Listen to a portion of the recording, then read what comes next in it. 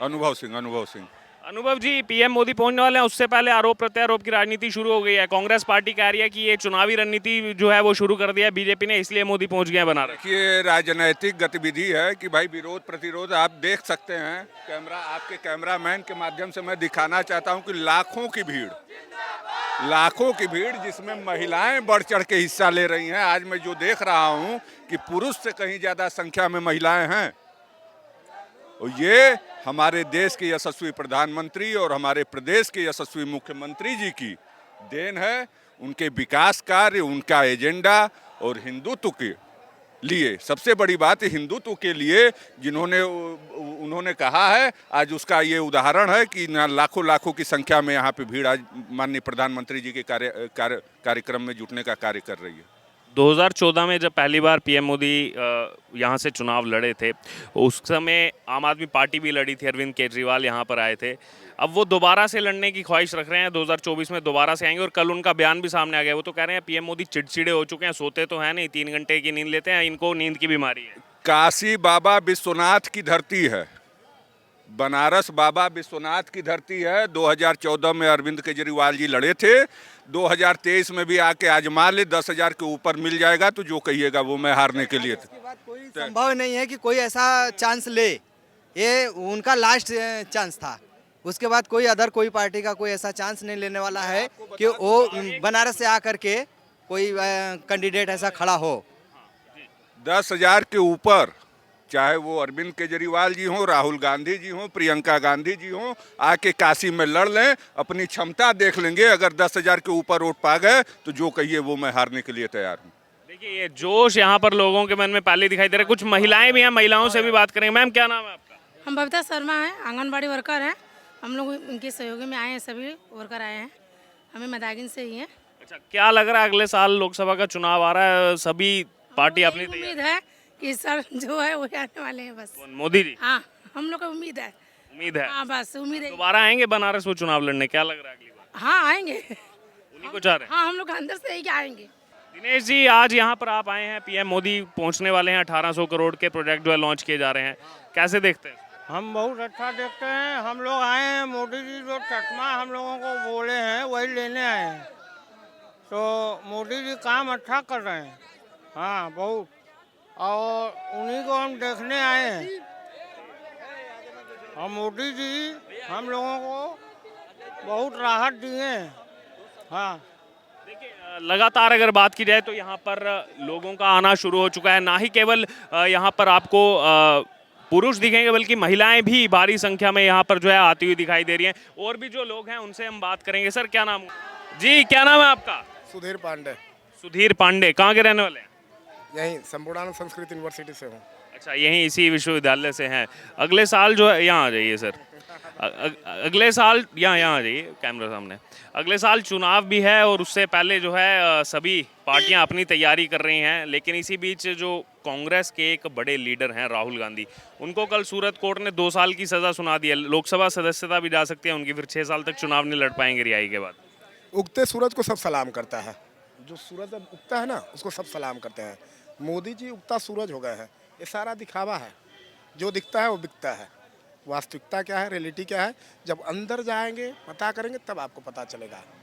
और जनता है, जनता जिधर भीड़ देखती है उधर कुछ जाती है, ये नहीं जानती कि सही क्या हो रहा है गलत क्या हो रहा है।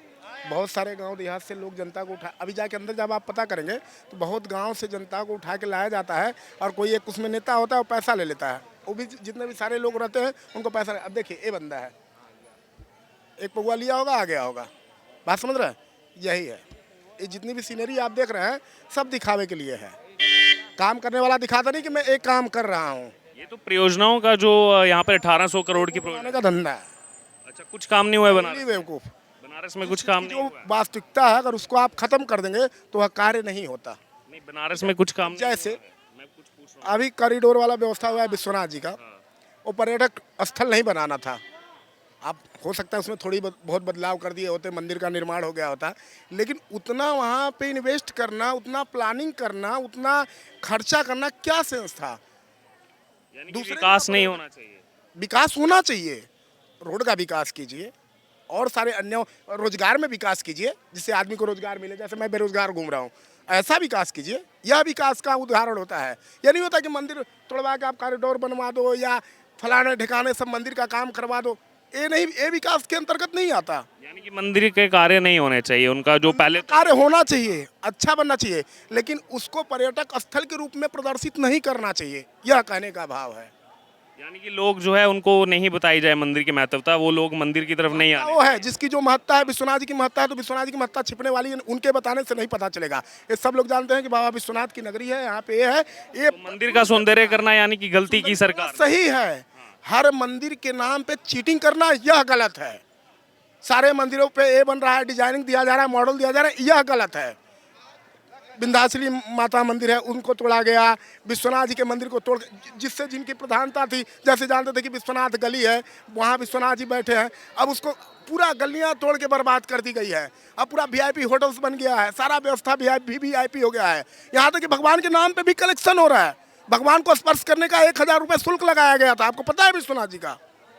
लोग जो विश्वनाथ जी दर्शन करने जाते थे, स्पर्श करते थे, उसका 1000 रुपये अब शुल्क लगाया गया है। आपको शायद पता नहीं होगा, मैं आपको बता रहा हूँ। यह है सुंदरीकरण, यह है हमारे काशी विश्वनाथ का विकास। तो यानी कि इन पर जो भी है आपका कहना यही है कि मंदिर को जो वापस से जो है पूरा वो कहना नहीं है, तो पूरे जनता बोल नहीं पाती, पुरानी जनता बोल नहीं पाती, इसलिए कि उनके पास उतना नॉलेज नहीं, वो बोल पाती, उसको समझ में नहीं आएगा। यानी कि कुल मिलाकर बात ये है कि जो इतनी विकास परियोजनाएं लाई जा रही है आपके मुताबिक वो नहीं आनी चाहिए, जैसा है पहले का वैसा चाहिए, लेकिन उसका तरीका गलत है जो आ रहा है। ठीक है, यानी कि आप, हाँ ठीक है, हाँ, तो यानी कि अब आप चुनाव लड़ करके आप जो है उसको सही करने का काम करेंगे, एकदम करेंगे। अगर हमारा समय आए, हमारे लोग आए, तो एकदम होगा। ऐसा नहीं, देखिए जो चला जाता है वो बुरा हो जाता है, जो वर्तमान में वो अच्छा है। अभी एक भाई साहब, मेरे कोई खान साहब थे, वो अपराधी और अपराध के बारे में बता रहे थे।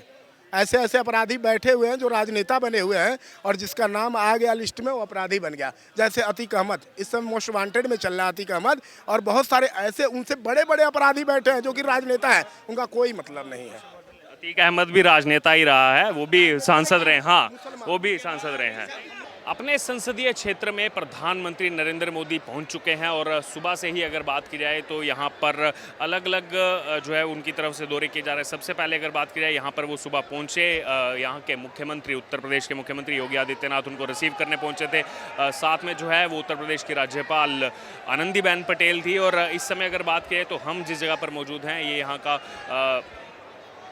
जो विश्वविद्यालय है, यूनिवर्सिटी ग्राउंड में प्रधानमंत्री नरेंद्र मोदी पहुंच चुके हैं और कुछ ही देर में आकर के बनारस की जो जनता है, उनका जो संसदीय क्षेत्र है, उनको 1780 करोड़ रुपए की जो है 28 विकास परियोजनाओं की सौगात जो है उनको देंगे, जिसमें से अगर बात की जाए तो 19 परियोजनाएं ऐसी हैं जिनमें लोकार्पण जो है वो उनका किया जा रहा है, यानी कि उनका लेइंग जो है उनको लॉन्च जो है वो किया जा रहा है। और वहीं दूसरी जो लेइंग स्टोन है वो यहाँ पर 9 विकास परियोजनाओं का जो है शिलान्यास रखा जा रहा है। इसमें अगर बात की जाए तो सबसे एक अनोखा जो आज यहाँ पर लेइंग स्टोन रखा जा रहा है वो है अर्बन रोपवे प्रोजेक्ट का, जो कि दुनिया में अब तक सिर्फ 2 अर्बन रोपवे ये जो है प्रोजेक्ट हैं पब्लिक के। एक जो है मैक्सिको में है, दूसरा बोलीविया में है, और तीसरा जो है भारत में। अब वो काशी विश्वनाथ की धरती पर वो ये तीसरा जो है अर्बन रोपवे प्रोजेक्ट जो है वो प्रधानमंत्री नरेंद्र मोदी उसको जो है उसका शिलान्यास करेंगे। और ऐसा माना जा रहा है कि अगले 2 साल में वो जो है बन करके तैयार हो जाएगा। आपको बता दें कुल इसकी जो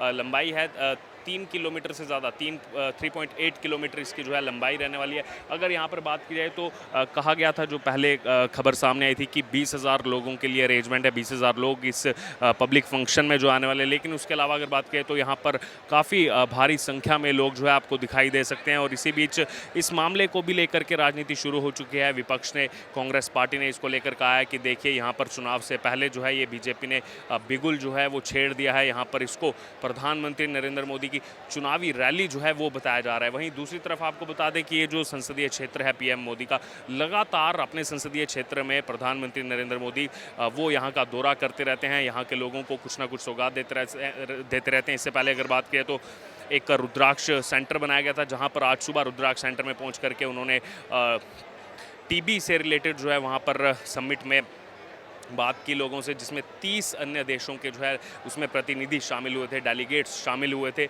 उसके अलावा अगर बात करें तो यहाँ पर जो विभिन्न परियोजनाओं को जो है वो हरी झंडी दिखाने वाले हैं, उसकी सौगात जो है यहाँ की जनता को मिलने वाली है। इसमें जो है पानी की परियोजनाएं हैं, उसके अलावा रोपवे प्रोजेक्ट है, या फिर इसमें अगर बात करें तो स्टेडियम का भी वो सेकेंड और थर्ड फेज़ जो है वो यहाँ पर इनॉग्रेशन करने वाले हैं, जिसमें फुटबॉल स्टेडियम रहेगा, क्रिकेट स्टेडियम रहेगा, उसके अलावा 4 जो है वो टेनिस, लॉन टेनिस के कोर्ट उसमें रहने वाले हैं। तो पूरा एक स्पोर्ट्स स्टेडियम उसका भी आज जो है यहाँ पर दूसरे और तीसरे चरण की शुरुआत जो है प्रधानमंत्री नरेंद्र मोदी अपने कर कमलों से करने वाले हैं। लेकिन उससे पहले आप देख सकते हैं इस समय जो हुजूम यहाँ पर इस समय उमड़ा हुआ है, डॉक्टर संपूर्णानंद जो संस्कृत विश्वविद्यालय ग्राउंड है वाराणसी की, यहाँ पर लोगों में सुबह से ही जो है उत्साह है और भारी संख्या में लोग जो हैं वो यहाँ पर पहुँचे हुए हैं। मैदान जो है वो पूरा खचाखच भरा हुआ है और काफ़ी सारे लोग जो हैं वो बाहर भी इस समय मौजूद हैं। अगर यहाँ पर बात की जाए तो दूसरी तरफ इस समय आप देख सकते हैं प्रधानमंत्री नरेंद्र मोदी जो है संवाद कर रहे हैं, कुछ ही देर में मंच पर आने वाले हैं। उससे पहले इस समय मेरा कैमरामैन आपको जो है विजुअल्स दिखाएंगे। इस समय प्रधानमंत्री नरेंद्र मोदी, उत्तर प्रदेश के मुख्यमंत्री योगी आदित्यनाथ और उनके साथ उत्तर प्रदेश के राज्यपाल आनंदीबेन पटेल यहाँ पर हैं। वो इस समय महिलाओं से जो है वो संवाद यहाँ पर कर रही हैं। और जैसा कि आपको बताया कि पहली बार ऐसा हो रहा है कि भारत में कोई पब्लिक ट्रांसपोर्ट जो है वो रेलवे माफ़ कीजिएगा रोपवे यहाँ पर जो है उसका सौगात जो है वो यहाँ की जनता को मिलने वाली है, जिससे कहीं ना कहीं पर्यटन में भी बढ़ावा जो है वो आने वाले दिनों में देखने को मिलेगा। जैसा आपको पहले भी बताया कि 9 परियोजनाओं का जो है यहाँ पर शिलान्यास होगा, उसके अलावा 19 परियोजनाओं का जो है वो लोकार्पण करने वाले हैं। और इससे पहले सुबह जो है रुद्राक्ष कन्वेंशन सेंटर में वन वर्ल्ड टीबी समिट में जो है उस अभियान की शुरुआत जो है प्रधानमंत्री नरेंद्र मोदी ने की, जिसमें 30 देशों के प्रतिनिधि जो है उसमें शामिल हुए और सम्मानित किया गया उनको, जिन्होंने टीबी को रोकने में कहीं ना कहीं एक महत्वपूर्ण भूमिका निभाई है। उसके अलावा अगर बात की जाए तो यहाँ एक लंबे दौरे के लिए आज प्रधानमंत्री नरेंद्र मोदी पहुंचे हैं। इस बीच जो संसद की कार्यवाही चल रही है वो बार बार जो है वो ठप हो रही है। बजट सत्र का दूसरा चरण चल रहा है, लेकिन इसी बीच प्रधानमंत्री नरेंद्र मोदी पहुंचे अपने संसदीय क्षेत्र में और यहाँ पर आकर के लोगों को विकास परियोजनाओं की सौगात देते हुए।